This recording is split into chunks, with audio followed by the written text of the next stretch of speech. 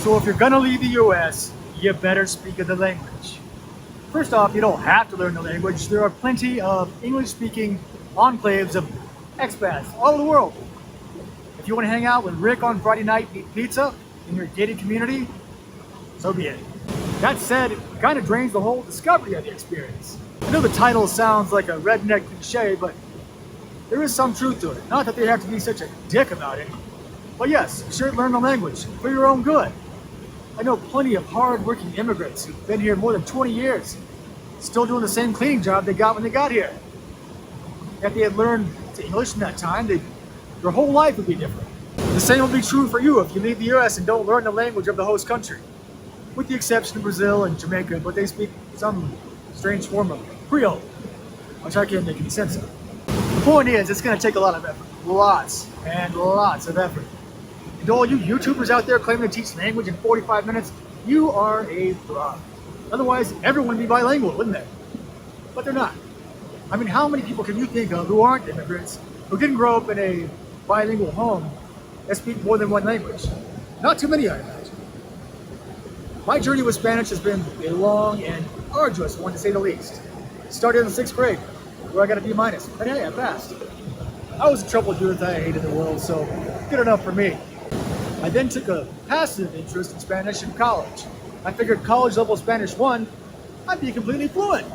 No, Spanish level 2, nah, not very much. I didn't begin to gain any traction until I went to Argentina for a month. The problem was I was hanging out with my gringo girlfriend, speaking English most of the time. Same thing going to Argentina the second time for a month. And that is a gringo pitfall. So if you see a gringo in a foreign country, just run. Don't even make eye contact. That's the best bet. Now, after a couple of trips to El Salvador, where hardly anyone speaks English, I find myself with some level of passable Spanish. It's funny, when you need stuff, all of a sudden you learn how to speak the language. And then I figured if I had a Spanish-speaking girlfriend, that would really kick up my Spanish a notch. I mean, if you're sharing a bed with somebody, you better learn how to communicate. And it has. Many people look at the language learning journey as a linear one. I'll learn some Spanish, I'll learn some more, and eventually I'll be fluent. You'll get better, but it's not linear.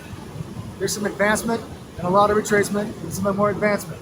You will have to learn how to be laughed at and look like an idiot. Oh, and to say I like your sister in Spanish does not mean the same as I like your sister in English. Me gusta tu hermana means you want to have sex with her sister, and you better start dog paddling and find some way out of that one. I did.